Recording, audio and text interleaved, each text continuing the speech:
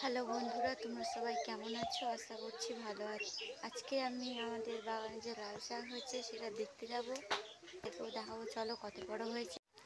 এই দেখো বন্ধুরা, লাল শাক কত বড় হয়ে গেছে। এই দেখছি আজকে এত বড় হয়ে গেছে, খাওয়ার মতন হয়ে গেছে যখন, তাহলে চলো তুলে নিই। তুলে আজকে রান্না হবে। আগে তোমরা শাকগুলোকে দেখে নাও।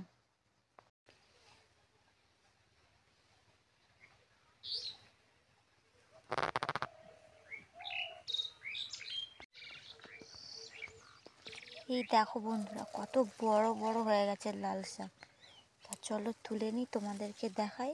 একটা তুলে দেখাই, দেখো কত বড়। দেখো,